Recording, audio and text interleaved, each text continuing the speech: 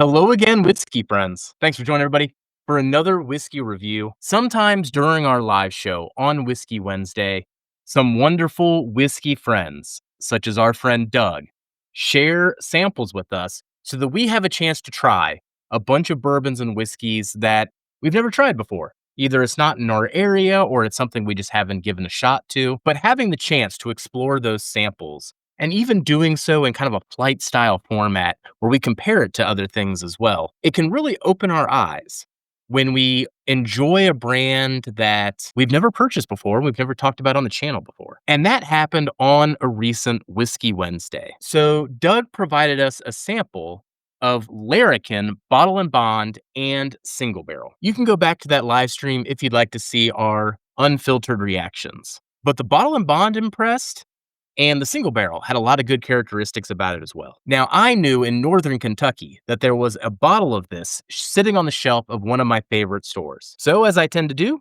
the next day, I went over there and grabbed it. And thus, we're able to do the review that we're doing here today of the Larrikin Bourbon Single Barrel. This is barrel number 8, and we're going to go through all the stats here in just a moment. So, thank you for joining today, whiskey friends. Let's kick off the show.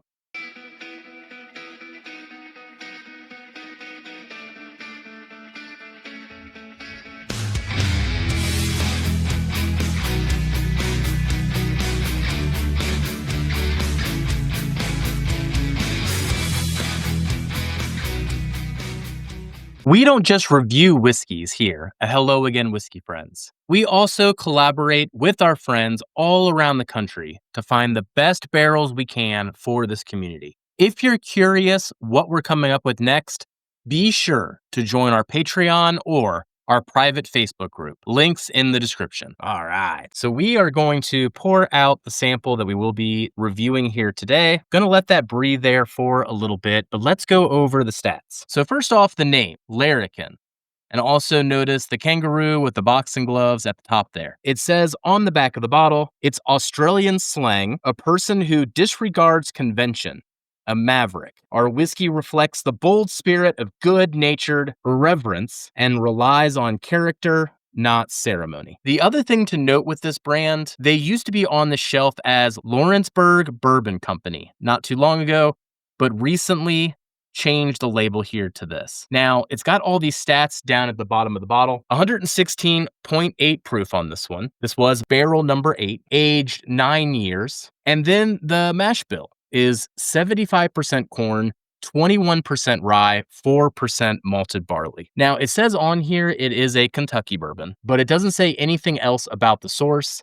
And if you look up that mash bill on the internet, you kind of get a whole lot of conflicting answers. So I'm not even going to speculate about the source of this, but all I know is I did get this 9-year single barrel proof bourbon for $79.99 at a store local to me in Northern Kentucky. Not a bad price for something 9 years age dated and barrel proof. And if you are curious about this brand at all, you can go check out the Whiskey Nose and the Bourbon Jerk. They interviewed Greg over there at Larrikin just a couple months ago, but they got further into some of these details. All right. I think this has been given adequate time to air out here. So we're going to go exploring the nose, then into the palate, the finish, then we'll get into the final scores. So thank you for joining everybody. And if you're still here, be sure to hit that like and subscribe. We do what we can week after week to explore new bottles of bourbon so that you know what you're getting into before you use your hard-earned money. All right, let's get into this nose.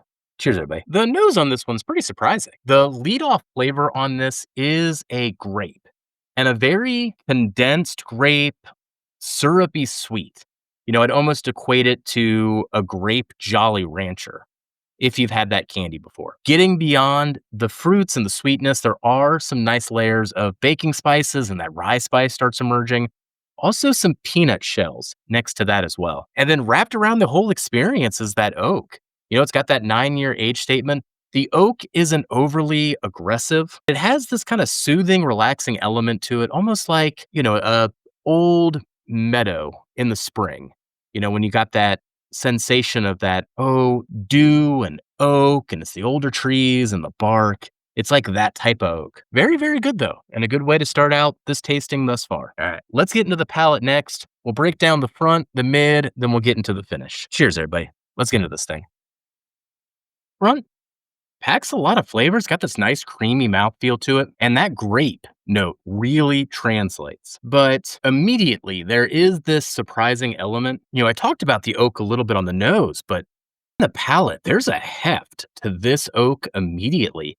It's a lot richer and darker than I was giving it credit for. And we're going to continue talking about that as well as we go through this. The longer you let it sit, the rye spice and those baking spices start to catch up. And then in that transition to mid palate, all those flavors are pretty consistent. Grape is still the main event, but man, that oak note that I'm getting from this exceeds that 9-year age statement. Mid palate too brings a whole lot more complexity, some vanillas and caramels next to that grape, the baking spices, and the oak as well. And then as you get into the finish, the oak is really the main event here, which is surprising. Still has all those other flavors, but the oak is what really takes center stage. I mean, it comes across as something that you'd expect to even be in 10, 11 years. Quite the enjoyable pour, and for even going into this with some of that limited experience with the samples of the bottle and bond and the single barrel that Doug so graciously shared with us, this just goes to show that I took a good risk on this one. Really, really enjoying it. So I'm going to take a little bit of a breather here, collect my thoughts, and then we'll get into the final scores. You might hear about drifting drams from our barrel picks, but not only do they know whiskey, they know coffee even better. Katie and Ethan are always bringing in the best coffee they can for this community. And if you enjoy coffee or you are curious about getting into good coffee, you need to check out Drifting Dram.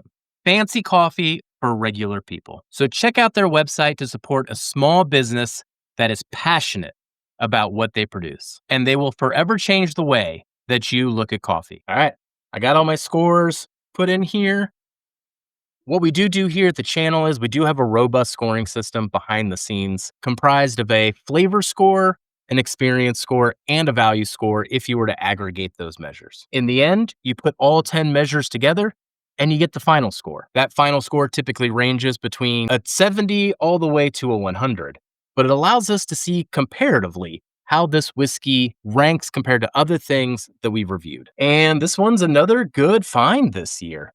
Thank you, Doug, for inspiring me to take a chance on it. For $80, this is really hitting above its price range, which feels pretty good. And just that surprise of that oak note coupled with that awesome grape note is a 1-2 combination that really put this one over the top to score an 87, earning Larrikin a certified gold from the channel. So this just goes to show you, there are some gems hidden on the shelf even today when so many people claim to know everything that's on the shelves and what to hunt. There's still brands like Larrikin that you can go to the store and grab, and you're going to have a great time. So thank you for joining, everybody. If you've had this brand before, let me know what you think in the comments, what your experience has been. And if you've tried the rye, let me know what you think of that as well. I've only had the bourbon thus far, but now the rye is going to be my radar, especially after this tasting. And just remember, while you can always find more whiskey, you can never have enough whiskey friends. So take care of those around you, and we'll catch you on the next one. Goodbye, everybody. Thank you for watching Hello Again, Whiskey Friends, everybody. A big shout out to our amazing Patreon community. If it wasn't for you, we couldn't continue to produce the content and barrel picks week after week. And for everybody else out there, be sure to hit that like and subscribe. It really helps the channel more than you know. And we'll catch you on the next one. Goodbye, everybody.